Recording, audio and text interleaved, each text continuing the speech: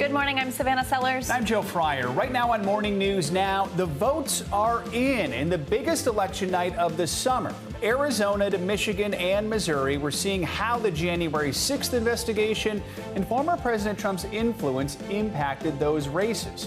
One of the biggest stories of the night centered on abortion rights in Kansas. Voters there rejecting a proposed constitutional amendment that would have removed abortion protections. This outcome potentially sending shockwaves across the country this morning. We're going to take a closer look at what it could mean. Sending a message developing this morning, House Speaker Nancy Pelosi's controversial trip to Taiwan. Despite stern warnings from China not to go, Speaker Pelosi standing firm. While China has stood in the way of Taiwan participating and going to certain meetings, that they understand that they will not stand in the way of people coming to Taiwan. The impact this trip is having on U.S. and China relations. Also this morning, remembering an icon, Vin Scully, the longtime voice of the L.A. Dodgers, has died. We're taking a look back at his career and his front row seat to baseball history for more than 60 years. Plus, shortage on tap, supply chain issues now hitting breweries, leading to concerns a beer shortage is approaching. The key ingredient in short supply and the creative ways some brewers are trying to keep up with the demand. You're not a big beer drinker, are you? Or are you? Okay. Yeah. You have alternatives. Yeah, well, I just like what I'm sure most people think is, I drink a Bud Light if I drink a beer, which I know people are like, ugh. Yeah. You know. Purists are, but So, yeah. on a hot summer day, I get it. All right. A little bit. Do you like We'll see beer? what the ingredient. Yeah, I like beer. Yeah. So, all More right. of a wine girl, though. Okay. That's okay, I think. All right, we're going to begin this hour with the latest results this morning from key primary elections across the country. Yeah, from Michigan to Arizona, voters are making their voices heard as more midterm races come into focus. And those voices were heard loud and clear in Kansas, where voters showed their support for abortion rights and a decisive rejection of a constitutional amendment that would have removed abortion protections in the state. NBC News Now anchor and senior Washington correspondent Hallie Jackson has the latest on it all for us. One of the biggest takeaways from this election is what the results in Kansas could mean for the next election after that surprising victory for abortion rights supporters, suggesting the end of Roe v. Wade has motivated voters. And then there's former President Trump getting what he wanted, even with mainstream Republicans putting up a fight. Those who back his election lies doing well in their GOP primaries. In conservative Kansas this morning, a political earthquake and a big win for abortion rights supporters. Kansas voters rejecting an amendment that would have removed abortion protections from the state constitution, in effect, keeping access to the procedure there. So grateful and just overjoyed. We did what Kansas needed us to do. President Biden overnight saying the vote makes clear what we know. The majority of Americans agree that women should have access to abortion. It's the first time abortion has been on the ballot since the Supreme Court overturned Roe v. Wade. The result in Kansas suggesting the court's decision is galvanizing abortion rights supporters less than 100 days until the midterm elections. I hope we inspire other states when they get the opportunity to vote to really think about a woman's choice. Tuesday's primaries, also a critical test of former President Trump's grip on the GOP. And for now, it still appears strong. In Arizona, the scales tipping for him and candidates who have questioned the legitimate results of the 2020 election. NBC News projecting Mr. Trump's preferred candidate, Blake Masters, winning the Republican Senate nomination. And in the GOP primary for governor, Kari Lake, whom the former president prefers, pulling ahead against her opponent, Karen Taylor Robeson. We know how our election systems work, and they don't work well. Lake, a former TV host, has amplified Mr. Trump's lies about a stolen election in 2020 while claiming without evidence her primary race is rigged. Questioned by NBC's Vaughn Hilliard. So you know about a crime, and yet you're not reporting it to authorities. And I'm not telling you about it. Robeson, endorsed by former Vice President Mike Pence, says Lake is unfit to hold office. The voters of Arizona deserved better. For a candidate to come out and say there's been fraud before a vote has even been cast is crazy. It is disqualifying, and she simply isn't fit for the job. And Rusty Bowers, star witness of the January 6th hearings and the Republican Speaker of the Arizona House, projected to lose his primary just weeks after testifying.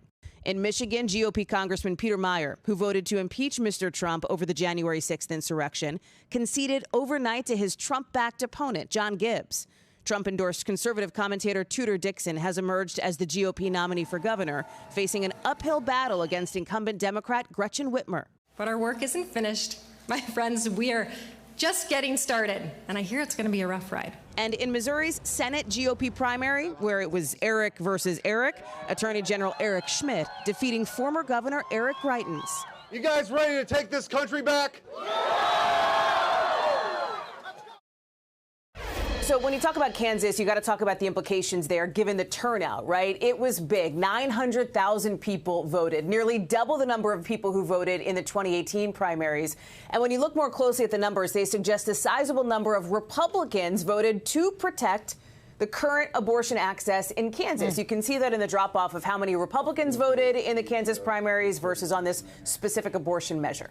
Back to you. All right, Hallie Jackson, thank you. And let's talk more about Kansas and the major abortion vote there and go to NBC News correspondent Dasha Burns. So, Dasha, this is a huge win for abortion rights and abortion rights advocates in Kansas. What is the reaction there this morning, and what does this decisive win really mean for the abortion debate? Yeah, Joe, we have been talking all week about how this is the first big ballot test on abortion rights, and the results were clear and sent a very big message. There was no question. It was a decisive victory, as you just mentioned, and we were in that room last night that you saw in my colleague Hallie Jackson's piece. We were talking to those voters, and the moment that NBC News called the election, it was electric. There were cheers that were ongoing for an hour plus. People were crying. This was high stakes. We've talked about how Kansas is basically an island of abortion access in this region, as so many of their surrounding states banned abortion after the fall of Roe. So people really felt like this was significant, not just for the state, but for the entire region. And of course, for the nation, as eyes were on Kansas watching to see what was going to happen here. I'll tell you, the folks in that room were all advocates, many of them working, volunteering for the vote no side of this issue, but nobody expected this. People thought at best, maybe there would be a tight victory for abortion rights activists here. Nobody thought it was going to be this clear, this decisive. I want you to take a listen to just some of the conversations we had last night. I'm just really proud of Kansans for, against the odds, sort of speaking up for themselves. Joy, just pure joy. I didn't know it would feel like this, but I'm just so grateful and just overjoyed in this moment right now that we did what Kansas needed us to do. I did not look forward to trusting the legislature to protect the rights of my wife if her life was threatened, and this amendment would have effectively given them complete control over that situation, and that's crazy. One of the voters I spoke to, who was emotional just right in the moment of that announcement, said, I live in Kansas, I'm pro-abortion rights, and I am not used to winning. This was unexpected for a lot of folks, even those who have been working on this issue. But this does send quite a message, Joe, to the rest of the country, especially ahead of the midterms. Yeah, Dasha, I mean, voter turnout is historically low in August, especially in a midterm year. And yet, as we just heard Hallie say, nearly twice as many voters turned out for Tuesday's primary election in the state than in the 2018 primary election. So looking ahead, do we know what are the political implications of this vote for what's coming up in November?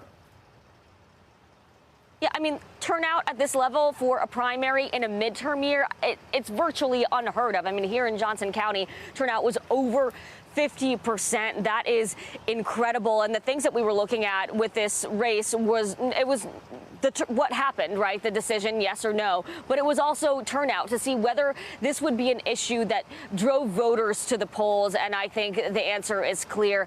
Absolutely. This is a driving factor. This is a motivating factor. Unlike anything we've seen in quite a long time, Joe, especially in a state like this. This is a conservative-leaning state. So, we'd been talking last week about how even if this was a tight race, even if the yes vote won and this was a close race, it would be pretty significant. But this is a very, very big deal. I mean, that can't really be overstated, what this means for November, both for candidates running on this issue and for voter turnout. This is going to drive people to the polls, Joe. Dasha Burns reporting from Kansas. Thank you so much. And we're going to have more on last night's primary elections in a little bit. Coming up, we're going to take you to Arizona for the latest on the key races there.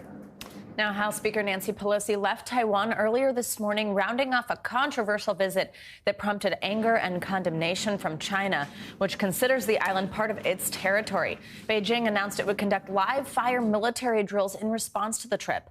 NBC News Chief Foreign Affairs Correspondent Andrea Mitchell has the latest for us. House Speaker Nancy Pelosi had a whirlwind visit in Taiwan, meeting with top officials and human rights advocates. Her very presence stirring a strong reaction from Beijing. Continuing an historic and controversial trip, the speaker meeting with Taiwan's democratically elected president, Tsai Ing-wen. We're grateful for the delegation's visit under such challenging circumstances. Our delegation came here to send an unequivocal message. America stands with Taiwan. And in a deliberate contrast to China's harsh practices, Nancy Pelosi taking a few questions from reporters. How do you see how the Chinese welcome you with military exercise and sanctions against Taiwan? I think that whatever China was going to do, they will do in their own good time. It's really important for the message to be clear that in the Congress, House and Senate, Democrats and Republicans are committed to the security of Taiwan in order to have Taiwan be able to most effectively defend themselves. From the moment she touched down in her military jet, Pelosi receiving a big reception from the welcome sign, written in English, to crowds along the way as she met with members of parliament. We come in friendship. China reacted with fury, announcing more live-fire exercises, flying fighter jets up to what Taiwan considers its airspace, and according to Taiwan, hitting their president's office with a cyber attack. That's because China views Taiwan as its territory, and President Xi Jinping is trying to cement his control with a third term this fall. Only last week, warning President Biden in a marathon call that on Taiwan, those who play with fire will perish from it. Support that. The speaker also responding to critics saying that other members of Congress, all men, have visited Taiwan. They made a big fuss because I'm speaker, I guess. I don't know if that was a reason or an excuse, because they didn't say anything when the men came. Pelosi has had strong support from an unlikely source, Republican Senate leader Mitch McConnell, and half of the Republican senators. And now a strong editorial today saying, "Bravo, Nancy Pelosi," from Rupert Murdoch's New York Post. Although she's now left Taiwan, the confrontation with China may just be beginning. Beijing says it will be stepping up its military drills around Taiwan starting tomorrow. Back to you. Andrea Mitchell, thank you. Nearly a year after U.S. troops left Afghanistan and the Taliban took over, new concerns are emerging about the country's ability to avoid becoming a safe haven for terrorists. It comes after a U.S. drone strike took out the leader of al-Qaeda over the weekend. He'd been staying in the Afghan capital of Kabul. NBC News Chief White House Correspondent Peter Alexander joins us now with the latest. Peter, good morning. Hey, Joe, good morning. Nice to see you. The death of Ayman al-Zawahiri marked a major victory for President Biden, but it was also sparking new questions this morning about whether his decision to withdraw American troops from Afghanistan created a safe haven for terrorists, as you noted. Zawahiri, U.S. officials here say, left Pakistan for Afghanistan's capital city only months after the Americans departed, essentially hiding there in plain sight. This morning, our first look at the apartment balcony where an unmanned U.S. drone killed al-Qaeda leader Ayman al-Zawahiri. These photos taken shortly after last weekend's strike, where Zawahiri was hit with a pair of Hellfire missiles. President Biden first briefed on the CIA operation in early July, when he was shown a model of the safe house, before giving the green light last week. If you are a threat to our people, the United States will find you and take you out. Still, the fact that Zawahiri was living with his family in an upscale neighborhood in the heart of Kabul, and that the Taliban knew it, according to U.S. officials, is a clear indication the Taliban was defying its agreement with the U.S. not to harbor terrorists, including al-Qaeda. We've made it clear to the Taliban that we know what they did, and we know who they harbored. And we know some of the steps they tried to take after the strike to cover up the evidence of it. The White House has not said how it might hold the Taliban accountable. But Republicans, while praising the successful operation, are fiercely criticizing the administration for the vacuum created by last year's chaotic and deadly withdrawal of American troops from Afghanistan. And that precipitous decision to withdraw a year ago produced the return of the conditions that were there before 9/11. President Biden's national security advisor pushed back when pressed by Savannah yesterday. Does this signal to you that Afghanistan has once again become a safe harbor for terrorists? Well, I think it's strange to call it a safe harbor when we just took out the leader of al-Qaeda sitting on his balcony. Brett Eagleson lost his father in the South Tower on 9/11. While Zawahiri's death brings him some relief, he says he fears it won't stop al-Qaeda from future attacks. You can't just continue in this game of tit for tat, because there's going to be another leader that rides up. There's going to be somebody that could be potentially more dangerous. And one of President Biden's top national security officials here tells me there are still some al-Qaeda fighters in Afghanistan, but officials emphasize that the group has spread beyond that region from the Middle East to North Africa, and that the U.S. is focused on those counterterrorism threats too, Joe, no matter where they come from. Peter, thank you so much. Now, it's a sad day for so many baseball fans. Hall of Fame broadcaster Vin Scully, the radio voice of the Dodgers for nearly 7 decades, has died. He was 94 years old. NBC News national correspondent Miguel Almaguer is outside Dodger Stadium in Los Angeles with a look back at his legendary career. Vin Scully was as legendary as any Dodger player. You can learn more from listening to his broadcast than from actually watching the game on television. His voice helped define baseball. This morning, generations of fans honoring Vin Scully, the legendary Dodgers broadcaster with an unmistakable voice. It's time for Dodger baseball. His poetic play-by-plays beloved. There's 29,000 people in the ballpark and 1 million butterflies. Bringing the action on the field to life. The 1-2 pitch on the way, slow curveball. See you later. For decades, his steady, smooth voice narrated many of baseball's greatest hits. Straight away. From Hank Aaron's historic 715th home run in 1974, surpassing Babe Ruth's record. A black man is getting a standing ovation in the Deep South for breaking a record of an all-time baseball idol. To one of the most improbable home runs ever, Scully behind the mic as Kirk Gibson emerged from the dugout. Look who's coming up. And went on to clinch a World Series win in '88. She is gone! The impossible has happened. Born in the Bronx in 1927, Scully fell in love with the game of baseball at a young age. I thought, I'd like to be that fella broadcasting the game. He got his start with the then Brooklyn Dodgers in 1950, calling games featuring the great Jackie Robinson before the franchise moved to Los Angeles. Scully soon moved west too, covering the Dodgers for 67 seasons in all, finally retiring in 2016. I've needed you far more than you needed me. His storied career taking him to the Hall of Fame and all the way to the White House. This morning, fans and players paying tribute to a legend. You can't ever duplicate a voice like that. He was the best there ever was. The team calling Scully the heartbeat of the Dodgers. This is Vin Scully wishing you a very pleasant good afternoon wherever you may be. Vin Scully's legendary career included calling other professional sports. No cause of death was given. He was 94 years old and is survived by his 5 children. Back to you. All right, Miguel Almaguer, thank you. Time to get a check on your morning news now. Weather. Which means meteorologist Michelle Grossman is back with us here in studio this time. Hey, Michelle. Hey, guys. Good to see you. And we're talking extremes again. Extreme temperatures. We're looking at wildfires, too, as well. So lots going on once again today. We're looking at heavy rain in the southeast. That's really going to get going with the daytime heating as well. Scattered storms, severe storms in the Midwest. We have a cold front moving through that really warm air. So we're going to watch that closely this afternoon and this evening. Monsoon storms. It's monsoon season. We're going to see more rain today. Also a fire risk. It's really hot.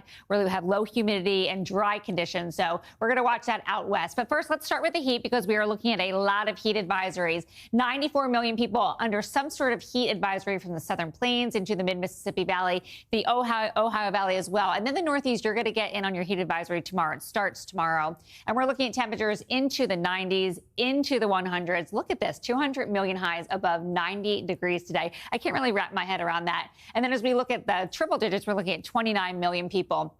Here is the setup. We have two areas of high pressure. Think of them as heat pumps, right? They sort of pump in that heat, that hot air from the south. We have the jet stream, which is so far to the north. I always like to think of it sort of as a closed door. So it's closing off that cool air from Canada. You have that hot air to the south. And when this all comes together, we're going to see that area of high pressure sort of rush in that hot air. It's hot. It's humid. We're looking at temperatures in the triple digits, but feeling closer to 110 once again in so many spots. So there's that conveyor belt of really warm, humid air. The intensity does return to the northeast tomorrow. It's hot today, but the humidity level's not too bad. Today, feeling like 105 in St. Louis. By this afternoon, Philadelphia feeling like 93. Raleigh, you will feel like 100. Then as we go throughout tomorrow, we're looking at temperatures into the 90s. Boston kind of stands out for me near 100 degrees. 97 in Albany, 96 in New York City, but feeling closer to 100 degrees. And then as we go throughout Friday, it's going to be hot once again, and then we kind of get some relief over the weekend. I mentioned the heat out west. It's also really dry. We do have red flag warnings where you see that hot pink. So Montana, Great Falls, into Billings, we're looking at winds gusting to 45 miles per hour. That's when it gets really dangerous. And let's end it here, guys, because we're going to be watching this closely this afternoon. A cold front's moving through that hot, humid air mass. So we're looking at the chance for some hail, some damaging winds, and also the chance of a tornado or two. Oh, my. Tornado, monsoon, everything. It just keeps getting more and more extreme. Feels like steam is coming off the monitor. Yeah, I know. I could use that. It's cold in here. I know, right? Steam in here. All right, thanks, Michelle. Sure. And coming up on Morning News Now, new concerns about the monkeypox outbreak. We're going to tell you about the steps that are being taken in Latin America with more cases being reported there.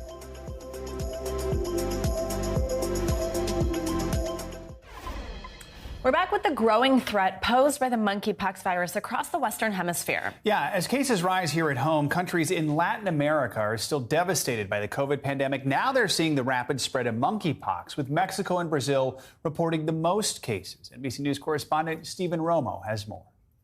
Monkeypox cases raising alarms from coast to coast. I'm scared. New York has now joined San Francisco, becoming the second major U.S. city to declare a health emergency, which allows them to free up aid and provide vaccine doses more quickly, as a federal push is now underway. Right now, the United States of America is failing to invest in the way that it should with the magnitude and urgency of response that is necessary. In just the last 2 months, the case count in the U.S. has risen to almost 6,000 known cases, with more than 1,300 cases reported in New York alone.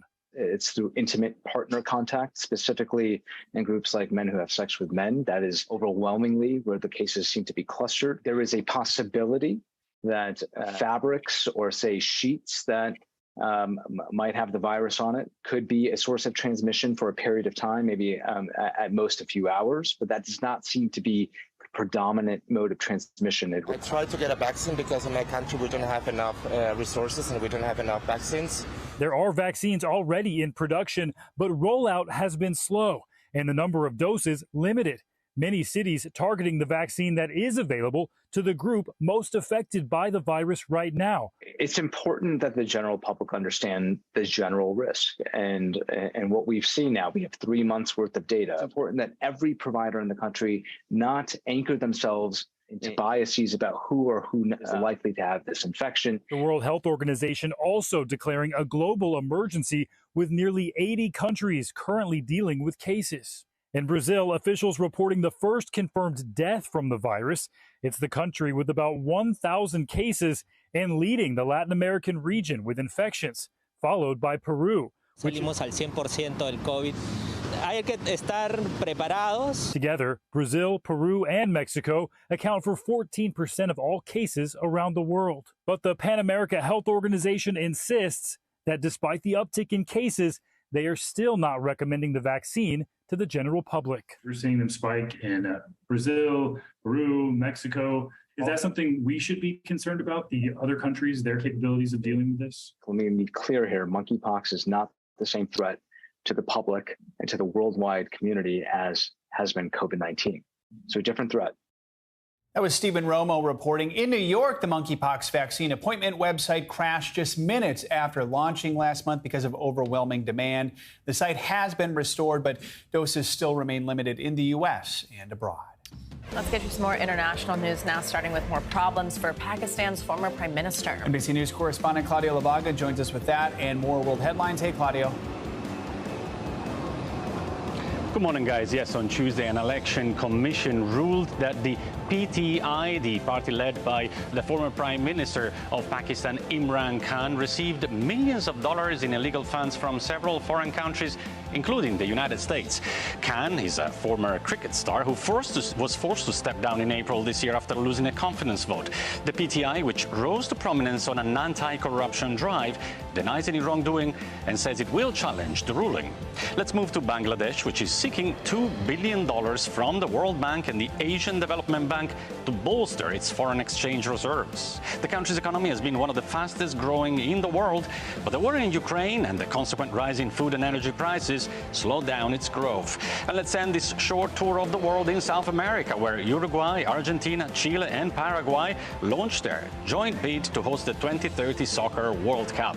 President of the South American soccer body called the candidacy the dream of the continent. If the bid is successful, the World Cup will go back to where it started from 100 years ago. The first edition of the tournament, and here's a bit of soccer trivia for you, was played in Uruguay in 1930. And guess who won? Uruguay. All right. Good history there. Thank you, Claudia. Appreciate it. Thank you. You're a soccer fan, huh? All right, coming up, our coverage of last night's primary elections continues. Yeah, just ahead, we're going to go to Arizona for the latest on the key races there and take a look at former President Trump's influence in the state. You're watching Morning News Now.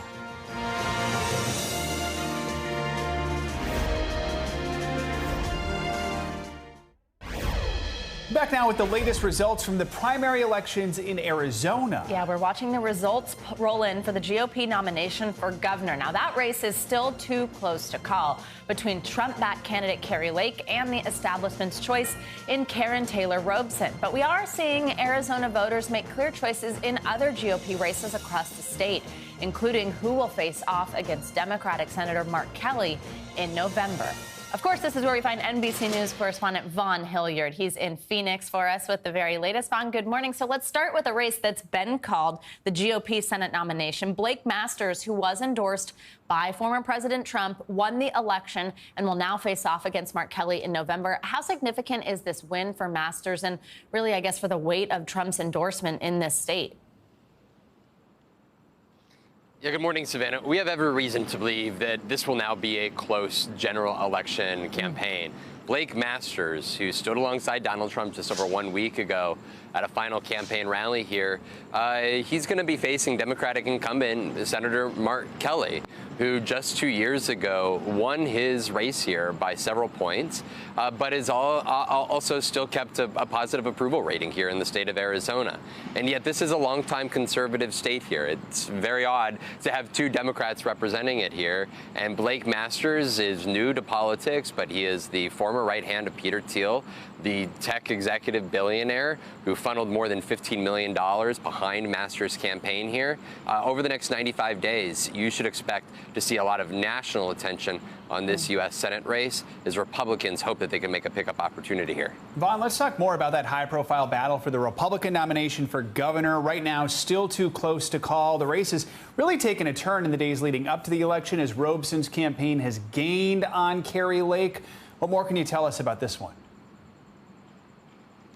You know, this is a campaign in which Kari Lake was, the front runner for the better part of the last year, ever since announcing her bid.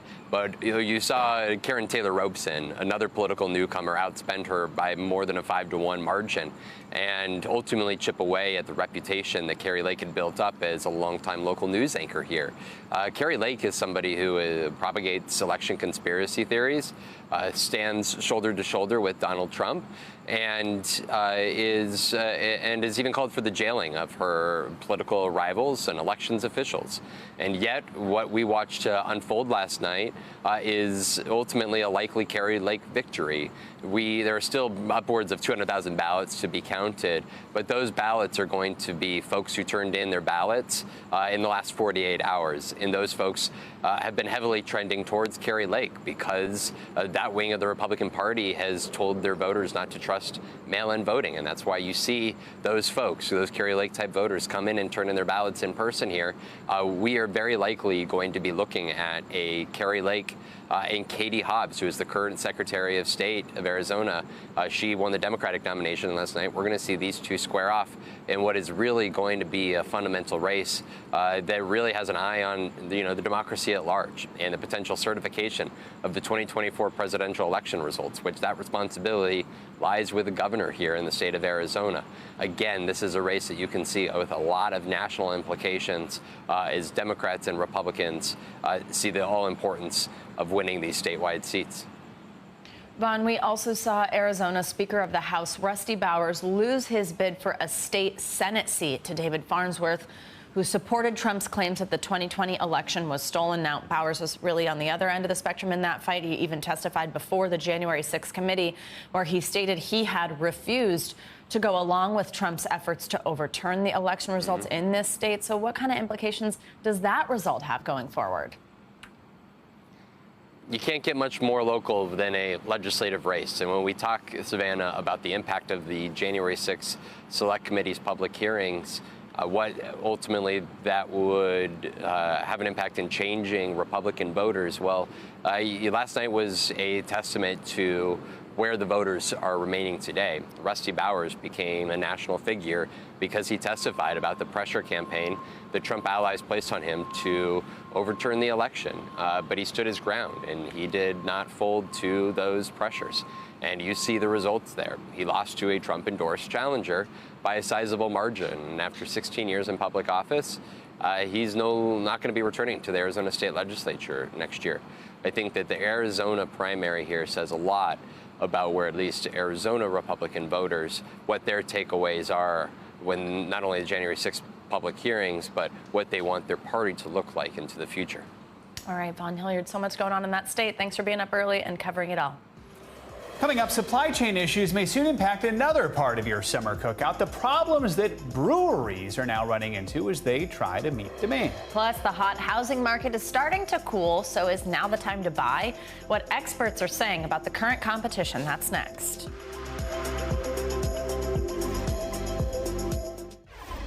Welcome back. Now, supply chain issues have impacted all sorts of products that we've been talking about for months now. Now, though, they might be hitting your brew. Yeah, but it's not the hops or the barley used in beer that are in short supply. It's actually the carbon dioxide. NBC News senior national correspondent Carrie Sanders joins us from a brewery in Fort Lauderdale. Well, this is what you know a brewery looks like. And of course, one of the ingredients is the barley. But there is another key ingredient to make this, and that is carbon dioxide, which unfortunately appears to be yet one more supply chain problem. Beer taps running dry. Not yet, but if there's going to be a beer shortage, it's going to be a problem. The problem is to get those bubbles requires CO2. Much of the nation's carbon dioxide used in beer is shipped from Mississippi, where they encountered a recent contamination issue, causing shortages. And then a train line strike in the Midwest resulted in CO2 delivery problems. A dozen or more breweries that are experiencing the same problem, and those are just the ones that I know of. It was as if a switch went off overnight. At Tarpon River Brewing in Fort Lauderdale, they make up to 300 gallons of craft beer a day. That requires 80 pounds of CO2. I'm showing about 200 PSI here, giving us another day or two. If we don't receive shipment by Thursday, we're out of luck. The growing worry, this burp in the CO2 supply chain could slow the flow. Just checking in and seeing how the supply of CO2 is looking. It's why they're on the phone here twice a day to check on deliveries. Yes, we definitely got you covered for the CO2. A shortage of CO2. Any other concerns? Yeah, I'm a little worried about what's going on in Ukraine. A lot of grain comes out of Ukraine. Carbon dioxide is used in beer, but also in water treatment plants, at commercial swimming pools, in soda pop, even by welders. It's mostly a byproduct from the manufacture of ethanol and oil.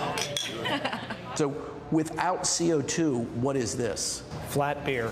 And we don't like that in America. We do not like that in America. Definitely not an American taste. It's something more akin to what you'd find in Europe. If they don't get the carbon dioxide soon, brewers will be over a barrel. Yeah, those are some hard to swallow facts. The Brewers Association says, look, there's no reason to go have a run on beer. They're confident that this supply chain problem could work itself out, hopefully in the next coming days.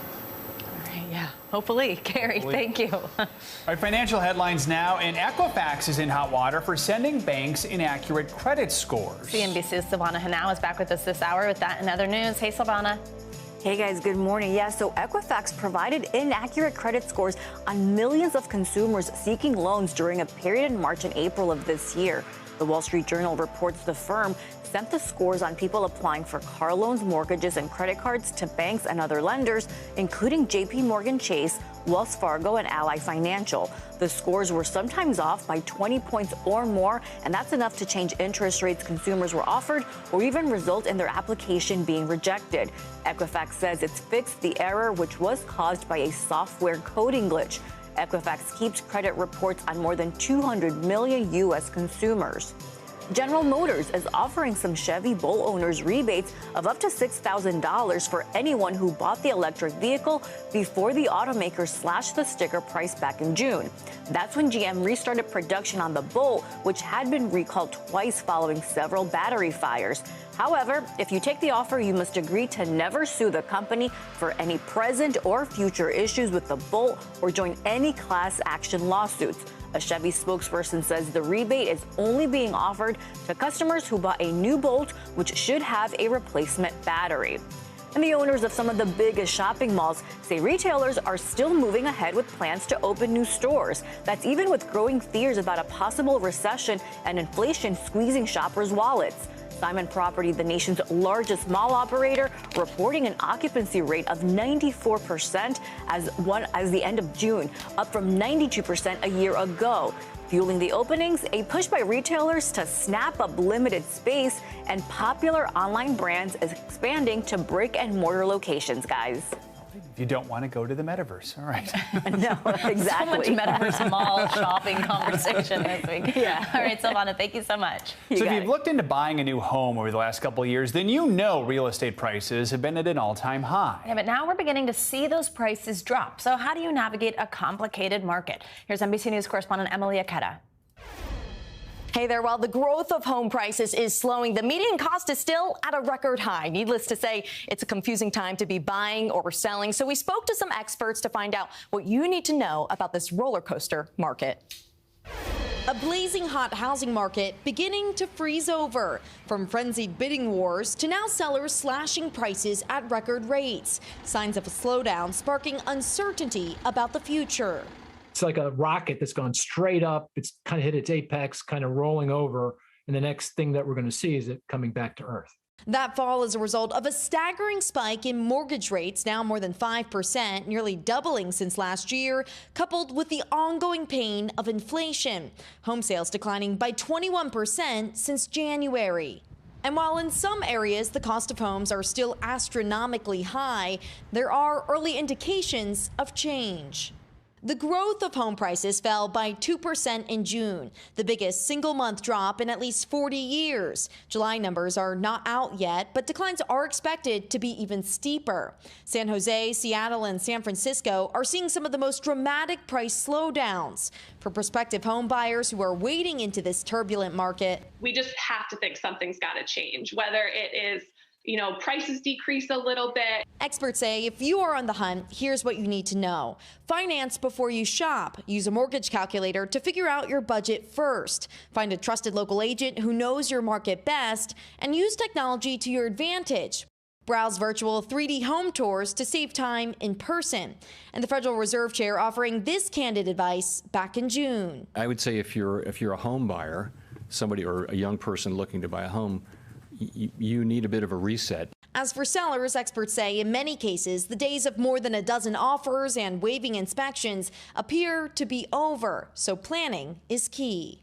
The first thing is to start early. You know, in today's market, you can't just throw up a for sale sign and just wait for the offers to roll in. You got to roll up your sleeves and do a bit of work. The question on everyone's mind, what's next? A correction or a crash similar to 2008? When we've had real problems in the housing market, when we had this surfeit of housing, you know, homes everywhere that were vacant. That's not the case today. And that's a really fundamental reason why this market will correct. It's going to feel uncomfortable, particularly if you're a seller, but it's not going to crash.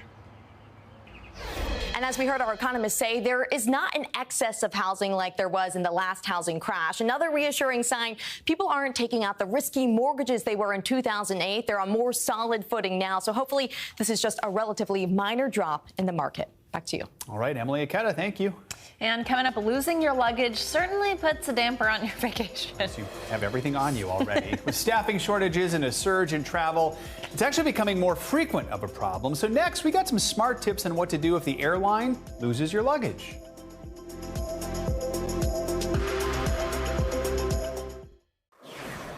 Welcome back. We're getting stunning new photos of a faraway galaxy thanks to the James Webb Space Telescope. These pictures released overnight. Look at this. How crazy looking is that? Show the Cartwheel Galaxy, which is over 500 million light years away. The galaxy got its name because, as you can see, it looks like a wagon wheel sort of shape, which is really rare and happened when it collided with a smaller galaxy. And I wonder if these pictures are just going to keep blowing our minds more and more. I mean, how amazing. I love how we call it the Cartwheel Galaxy. I know. It's because Simone Biles could win a gold medal there, too. Exactly. All right, some people are calling this the summer of lost luggage, with reports of missing bags spiking. Like, seriously, a nightmare. Airlines are overwhelmed by a combination of staffing shortages and a summer surge in flight demand. So what can you do to avoid this becoming your own travel nightmare? Oh, we have answers with our travel expert, Jen Weatherhead, who joins us now. Jen, good to have you with us. So I'm going to start with a statistic. Comes from the Department of Transportation. Nearly 220,000 bags were mishandled by U.S. airlines in April. That includes bags lost, stolen, or damaged. That was just April. And we've seen the pictures on social media of these rooms just filled with bags. So what do you do if that happens? What do you do if you lose your luggage? Yeah, you know, it's not a fun situation. You know, we've been trying to get back out and travel, but this is what's kind of the big hurdle, right? Everyone's so worried about it. So first thing you need to do is, if you suspect that your bag is lost, you get to the baggage claim area and you find that, I can't find my bag. Go to the desk. So you need to go to your airline desk. There's usually one in the baggage claim area. So this is really important. Make sure you get there.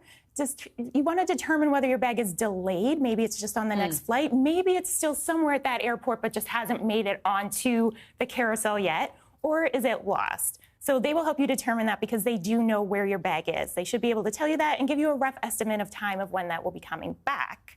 The other thing you want to do, next step, is you want to file a claim. So if it is going to be more than 24 hours, you want to make sure that you're filing a claim to get that luggage back. That's important. Make sure you have all your information on there. So, you know, if you're traveling, you're in a hotel, you want to put all your information on there so they can get that bag to you. They should be delivering that bag to you. You should not have to go back. And then finally, you want to double check what that airline will do for you in terms of compensation, because every airline is going to be a little bit different. So you want to be really clear and read that fine print. I would even read that before I fly out, just so I'm prepared and I know what to expect. And what are kind of some of the options for airlines? I mean, you think about how much stuff and what it could be worth as in, you know, a large suitcase, let's say. What does compensation look like for certain airlines? Yeah, so it's going to be a little bit different depending on the airline. But most airlines, if your bag is lost for more than 24 hours, they will start to provide you some kind of daily allowance. So you want to make sure that you know exactly what that price is so you're not going overboard. But that's for toiletries and clothing while you're on your trip. So that's usually what they'll do. Again, price might vary. It might be $50 a day, which doesn't sound like that much, but it might be a little bit more. A little trick, though, is to look at your what credit card you booked your flight with, because sometimes that has travel insurance already booked into it.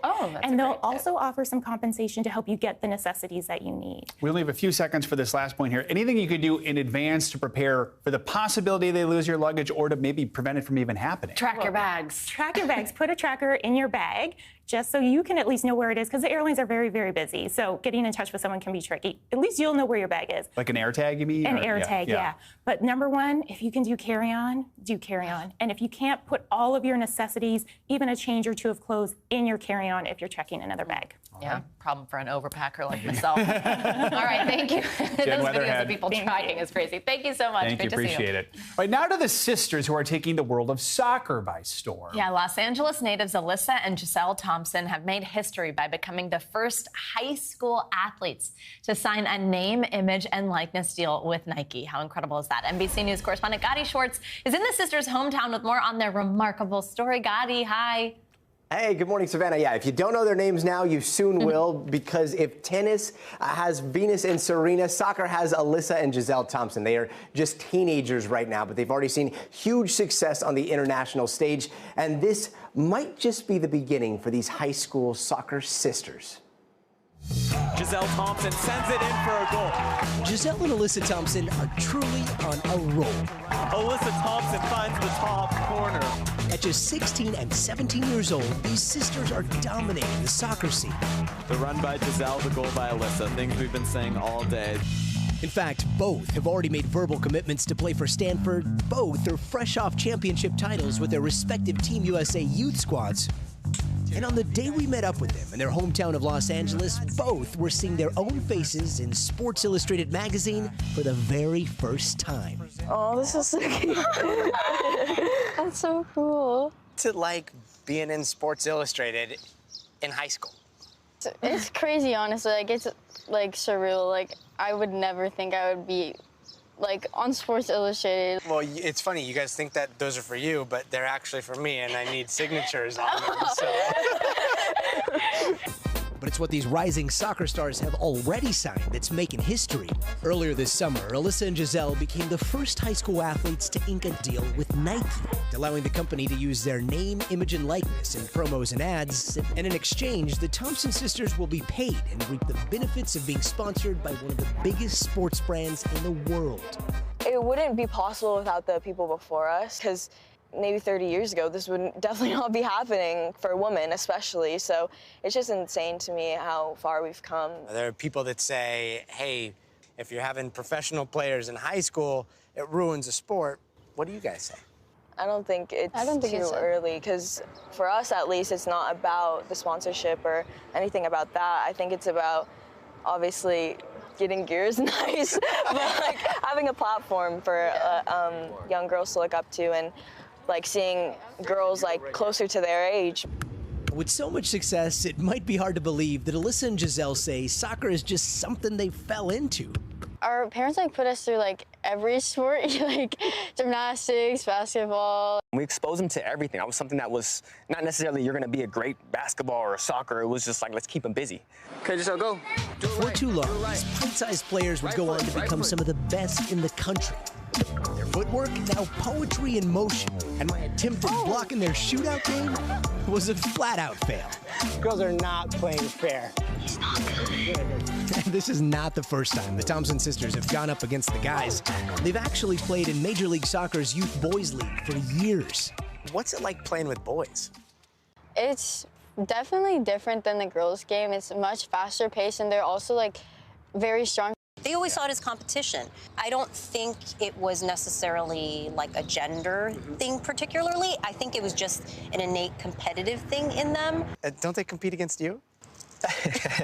Yes, they do. And anything that we do, we compete in. I'm a competitor. I've raced competitors. And when we go out to the park or whatever that may be, we would race. Do you still beat them? So, you know, let's put things in perspective. I could probably beat them in a 20-yard dash. Did you say you could beat us in a race? Okay, let's go. All right, Mario, this is for all dads everywhere. Go! Photo finish! What is clear? That's me. Wait. This is a family bonded by competition. Yeah, and the results of that race are still up for debate.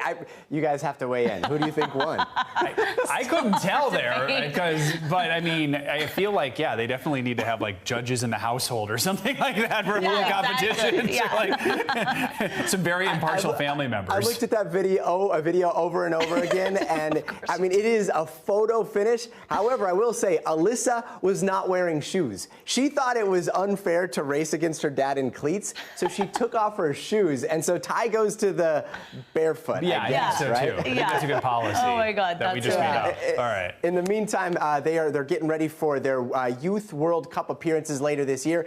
Beyond that, guys, they say it would be a dream come true to compete for Team USA when the Olympics come here to their hometown in Los Angeles in 2028. So fingers crossed, we'll all be in the stands. We'll keep our eyes out. Gotti, thank you, and hope you got your autograph. Sure. That does it for this hour of Morning News Now. But the news continues right now.